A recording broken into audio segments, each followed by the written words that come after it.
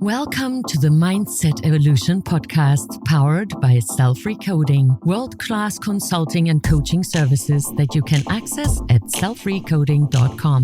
Self-Recoding is a unique blend of neuro-healing modalities that will empower you to reach your full potential. Join thousands of others who have experienced rapid results in their journey of personal growth. Now enjoy our show where we bring you tools for a powerful mind with your hosts, Kathi and Daisy. And hello, everybody, and welcome back to another episode of the Mindset Evolution podcast by Bold and Blonde. That's us. I'm Kathi Tate. With me, as always, Daisy Pap. And welcome. Hi, Daisy. Hi, Kathi, my dear podcast partner. What a week. And what great news do we have? Absolutely. Not only did we just launch our brand new logo, well, it will have been out for a little bit by the time you hear this, but we also hit the top 1% of podcasts on Listen Notes. How amazing is that? And drum roll, we finally reached 100 countries. Yay! We waited so long for that. That is just incredible. It took us 5 months, I think, from going. Yeah, it's crazy. It's the longest time it's ever taken to add a country since we've started. And there you go, number 100. Welcome to Guatemala. Am I saying that right, Daisy? I don't know. I'm not from there, but I think that sounds quite right to me. And yes, welcome to another country and welcome to the people in Guatemala. I'm very grateful to have you with us because we're changing the world one human at a time, one location at a time, and everyone is welcome. Thank you. Yes, it is fantastic to know we're fulfilling our dream of embracing the globe. So what's that now, Daisy? Another 93 countries to go? Yeah. 93 more. Let's do this. Yeah. There are different numbers out there. I just listened to a young gentleman yesterday. He said that it's unofficially 197 countries, but officially 193. And I don't know, but it doesn't matter. Humans from around the world are welcome, no matter where you're from, no matter where you're heading. Because where we're heading is the question, how do we head more peacefully to wherever we are heading? And that is my call. And I'm so humbled by having so many listeners paying attention. They spend their time with us. And let's face it, there's 168 hours a week, 24 hours a day, and 60 minutes per hour. And every minute you spend with us, I feel so humbled. Thank you. Thank you. That's beautiful, Daisy. And today we have another important conversation to have, I think, and it should be interesting. So today's episode is called Walking on Eggshells. Okay, walking on eggshells. Let's do it. I don't know if that expression, though, is around the globe known as what it means in English-speaking countries. So would you define what that means or help us understand? Absolutely. I had the same thought. It is common in my culture, but it's certainly, I think, going to be a saying in your language in a different way. But it will mean essentially a similar thing, I believe. So for me, walking on eggshells is when you feel like you need to suppress or edit your behavior because of somebody else's reactions. I think this is very nicely put, very understandable. I was just thinking about it as you were speaking, how I would say it in my mother tongue, German, and we don't have a thing like that. I will ask my German childhood friend if there is something similar and how we would say that, but certainly we would not use eggshells in the same sentence. I find it quite humorous. I think you have a very good point that we are afraid of being ourselves based on the responses or more likely the reactions from those we are interacting with. And that is very uncomfortable and it is scary at times and it is not healthy for human development, not for the little ones and not for the adults and not for the elderly. And therefore, it is so important for me that we foster and encourage human values, because then that will just dissipate naturally, the walking on eggshells. Yes. And if you can imagine how fragile eggshells are, the saying comes from not wanting to break the eggshells by walking on them. And the eggshells are representing that other person's reactions, right? Yeah. So that's where the saying comes from, just to explain why we used eggshells in our saying. Thank you. We would love to hear actually from our audiences in all our countries, whether you have a saying like this in your language and whether it means a similar thing or what means a similar thing in your language. That'd be super interesting to find out how this is expressed in other cultures. And so I've been in a couple of toxic relationships where I've felt literally like I had to walk on eggshells because the person I was with so overreacted to some of the smallest things that you said or did. And it was to such an extent where I couldn't wait to not live there anymore. It was just so oppressive, and each day I felt like I was losing myself because I couldn't express who I really was. I couldn't act like who I am. And it was very reminiscent for me of when I was younger, and I did that in another way. I suppressed who I was and my secret around my hair, and I carried this big weight on my shoulders around it because I didn't want anyone to know. And I know I was doing it to myself by choosing to be there. So I chose to leave. That's how I solved it. But while you're in it, it's a hard thing to have to cope with. And so I feel like let's see if we can talk about it, help people sort of understand how to either act a different way within the relationship or think about whether that relationship is the best thing for them. Well, I think that is very subjective, and it is not possible healthily to judge it from the outside because no one walked a mile or a yard in someone else's shoes. We try, but we don't really do it. We attempt to be compassionate and empathetic and considerate and try to put ourselves into someone else's shoes. I understand that I'm using try, although we just recorded an episode, Stop Trying, or why wouldn't you stop trying, or why it's a good idea to stop trying. I think there's a big aspect to it that is oftentimes overseen. And the aspect that I see is that it is confusing. When some people around us have a short fuse, it's confusing to us. Why? Because oftentimes they act or react unpredictably. To a degree, we are all unpredictable. Nevertheless, to a degree, we are also predictable. So, for example, Kathi, you know me over 4 years. You most likely know when you call me, then how I will respond to certain messages of yours or to certain circumstances. So there's no real surprise there. I can still surprise you because I could be having a bad day, or I could have a headache, or I'm human too, just simple as that. Now, when I think about, okay, the unpredictability, I'm not comparing humans to animals. Nevertheless, with animals, there were many experiments done, sadly also with humans, as far as I'm informed. But with animals, where they do it, for example, they allow the animal into a room, and the animal does randomly something, and then it receives a little pallet of food or a little piece of food. And then what they start, they divide that room, and the moment the animal steps over a certain line in that room, it gets electrified. So that totally confuses the animal, because before it was walking around and received a goodie. Now all of a sudden, there's something harmful happening for it. Then the animal learns that, okay, when I step there, then, don't step there because I'm getting electrified. We humans are very cruel when it comes to experiments of that sort. And what they then did, they randomly exchanged the floors within the experiment where then the animal got electrified. And it led to such a level of confusion that the animal was just a shock freeze.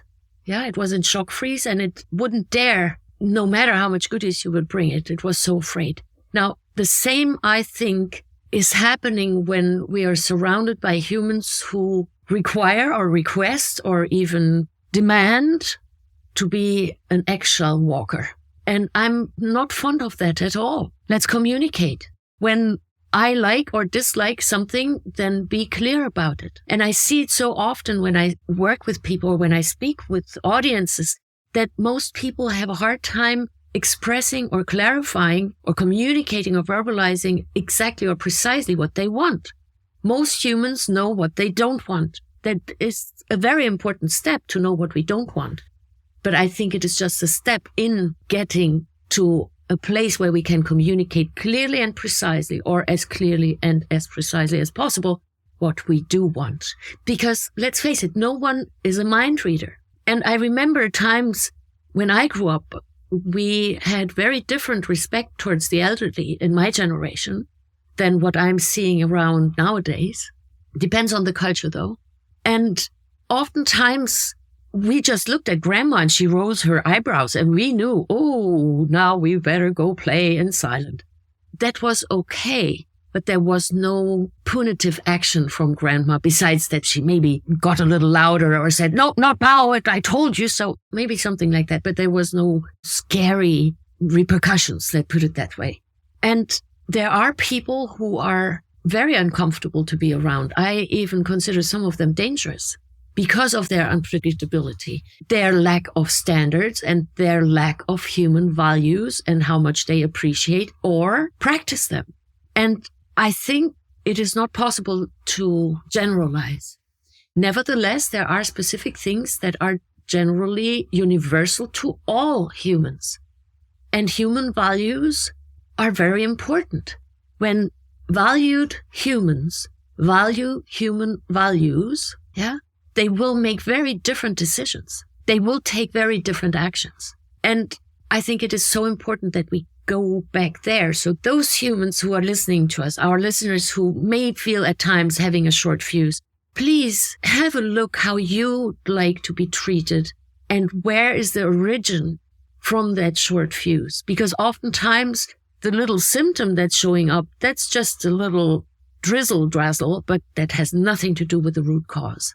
And when humans learn how to communicate about their root causes, I feel really hurt when you don't talk to me. I feel hurt when I feel ignored.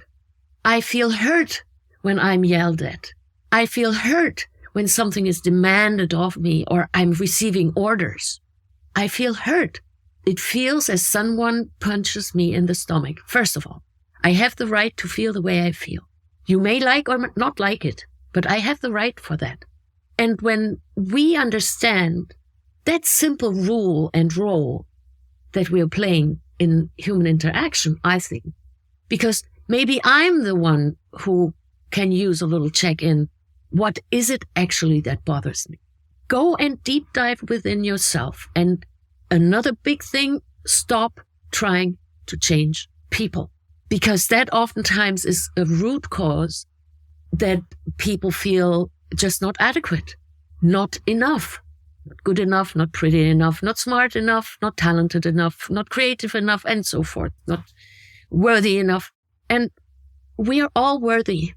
And I'd like to mention a movie here one more time. I may have mentioned it in a private conversation with you, Kathi. Maybe I mentioned it in our podcast episode, in one of the previous episodes. There is a lady who was absolutely a stunning teacher when it comes to my definition of teacher. She had great values and she valued humans. Her name is Marva Collins. She passed in the meantime. Otherwise, I would have taken great steps to meet her face to face. And she took on people into her school, young students, who were below IQ, that were below their grades. They were considered almost retarded. And she taught them in a way that these kids felt important and valued, and therefore their brains opened and they were teachable, or they were able to connect inside of them with their curiosity, the inborn, the innate curiosity. They want to learn. Try to stop a 3-year-old when you're doing something in the kitchen to not watch you. Usually I can do that. I want to do it. And then maybe when they're 2 years old or 4 years old. It depends on how they're conditioned by that time. But they're so curious. They want to figure out everything. And when we just started valuing humans, those who are around us, those who we very much like, and even those who we don't like so much, because they are still valuable. Their value equals my value from the human being standpoint. Now, different actions are valued differently. That's a totally different standpoint or point of view or different aspect of it.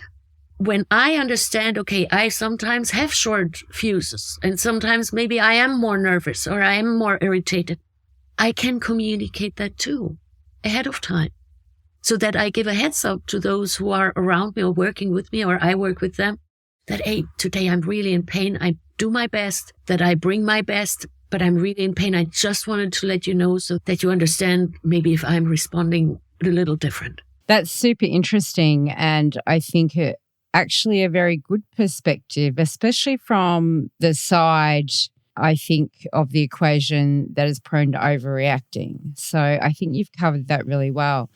It seems to me, actually listening, that this is a very similar topic to what we covered in people pleasing, in a way that you don't want to upset somebody, so you go out of your way to change your behavior in order to not upset them, or in that case, to please them.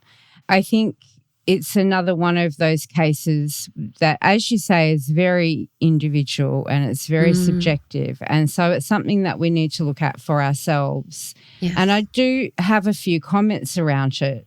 First of all, from the other side of the equation, the person who feels like they're walking on eggshells, I think a key here is building some self-confidence so that then you can stand up and actually stand up for your own boundaries and for what you believe in instead of giving in. Now, having been in that situation, I know how tough that is. It was for me. And I know that if I had have built up my self-confidence more, that certainly would have helped me in that situation. And I'm just trying to read my writing because it's a little dark in here. I've also made a note about mutual respect, because I think that is something that is really missing in a lot of today's interactions, even to some of the things that have been put on social medias and that are videos of people's interactions out there. And it saddens me the way I see people treating each other, because all we're doing is giving in to the divide and conquer. And we need to come together. We need to act towards each other with more respect and love, because that is how we help humanity. That is how we build a better future for our kids. We don't do it by being divisive and by hating each other for what? Our differences. Differences should be celebrated. And as you said, and this leads perfectly into my last point, which I think is super, super powerful, to use curiosity more. And certainly use curiosity in place of reacting. Stop, take a step back and think with a curious mind instead of a defensive or an offensive mind. And that's the key I just got out of what you were talking about. So I think that they're really important points and stuff that everybody can think about, and then look at, you know, what's happening in their own life and how they really feel about it, and are there steps that they can take for themselves to empower themselves, no matter which side of the equation that you're coming in on. Because I dare say that we've all been in both sides of this equation. We are all just human. Nobody is perfect, and we're all on our own paths for learning. We're not always going to be there at the same time either. So that mutual respect and empathy that we spoke about, I think is really important, because you just don't know what's going on for somebody. You can't make assumptions. You really don't know. And a lot of people will never say it, but it is still going on. Yeah. I'd like to circle back a little bit to the self-confidence. what is self-confidence and where is it developed and how is it developed? Because confident has to do with a sort of certainty, right? When I'm certain that I can open the water bottle, then I'm confident. I go back to standards. When, let's say, we go to any soccer field around the world, the rules are the same. When we go to any tennis court around the world, the rules in tennis are the same. And I think what humans are oftentimes missing are specific rules, because people want to do good. They want to do better. And oftentimes they just don't know how, because somebody who is the one who needs to be walked around on eggshells, because otherwise there's an explosion or a volcano or who knows, the unpredictable reaction or overreaction oftentimes. When we then think, okay, when people want to do better, let's give them in the beginning maybe only 2 rules. For example, you and I, when we met, for us both, it was very important that we are on time because we have an extreme time difference. You're 13 hours apart from my time zone. In order for us to make this work, it's important to be punctual. And when we cannot make it, that we communicate. That was the basic 2 rules that we had in the very get-go, 4 years ago. And that helped us to build a responsibility. Now, certainly it made you feel good about me that I'm punctual and respecting these 2 basic rules, but it also made you feel more confident in the interaction with me and vice versa. Now, well, I understood the rules, I think is what you're saying. I had the confidence because I knew I could trust the rule. Yes, exactly. And trust exactly. you. Yes. It's super important, because I go back to the animal experiment. When there's so much uncertainty and the rules interchange too often, then you just don't know what the rules are. And that is confusing. When humans are confused, they are not very self-confident. It goes hand in hand. Let's make simpler rules. If you are someone who requires or requests people walking on eggshells around you, make simple rules. Simple. Something so precise, so clear that it's understandable. Make sure that it's understandable. You don't have to justify why you want this rule. In some occasions, it helps, though, to say, look, I wish us to be punctual because otherwise it's getting really challenging with my schedule and my night sleep, because for me, it's nighttime. For you, it's daytime. Yeah. So maybe that helps you understand, but I'm not required to justify. Now, when we become less confusing to others, then their esteem and confidence can grow in the relationship and in themselves. So we are givers and receivers at the same time. Now, if around me people are not reliable or dependable, I can still stick to my standard, because otherwise I no longer play by the rules or by the game or the standard of. And then what did I do? I just end up being on their level, and then we play a different game. So how am I going to get closer to what I really want to play or to entertain or interact, or how I want to interact? And then I go back to the very simple standards. Integrity. Keep your word, say what you mean what you say. And I go back to the 5+2.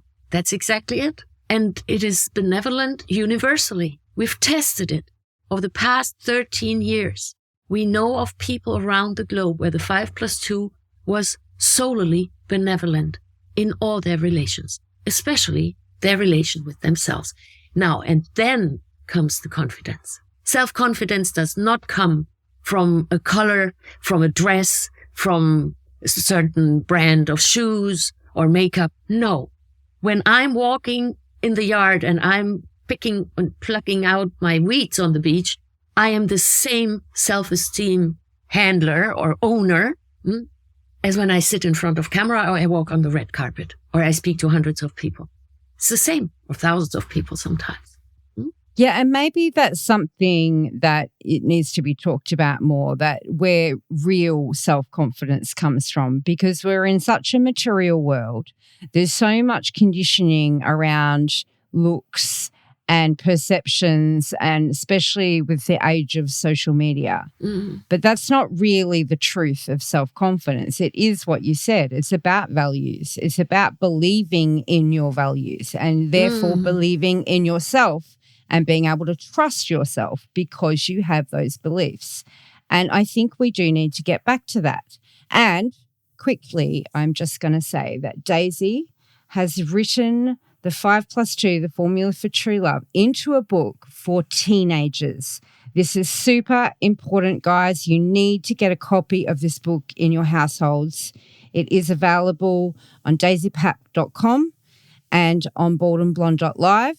Unless you want an actual physical book, you can go to Amazon and look up Daisy Pap, the author, and you'll find all of her books there. So however you get this book, whether digital or a physical copy, you need to have it in your house. It is essential for every teenager. And I say that because it talks about this very thing, values. It teaches them values in a very simple, easy to understand format. And I highly recommend it. I wish I'd had it when I had a teenager. That's for sure. I wish I had it when I grew up. Yes. And the good news is that I have it now. Interestingly, you mentioned that this particular lecture or piece of literature was written for teenagers. Nevertheless, I get feedback from young adults from around the globe where they say how benevolent it is to them and that they now understand that it is really how much they value themselves is where then the self-confidence comes from. Because when we value, I circle back and maybe I repeat myself, when we value human values, we will be more likely be valued humans based on our behavior. And then therefore we naturally will value humans. It's intertwined. It's like interwoven. Yes, 100%. And I think that caps it off very nicely. Thank you, Daisy. And I would urge all of our listeners, if you are in a relationship, whole of season 8 was all about relationships. So go back and listen to that. And we hope that you share it with your family, your friends, and your colleagues. Come and visit us at baldandblonde.live. Support us. Help us stay on air. We would really appreciate any support that you can share with us. And thank you, as always, to our major sponsor, selfrecoding.com, where lives are changed with Daisy Pap. That's it from us today. We are Bald and Blonde. Mindset Evolution. Talk to you next time. Thank you for listening in to the Bald and Blonde Mindset Evolution podcast. Please share our show with your family and friends. Together, we make this world a better place for you, for us, for future generations. When you need consulting or coaching, visit selfrecoding.com. Also, please remember to rate us 5 stars and leave a review and support us at baldandblonde.live. Talk to you soon.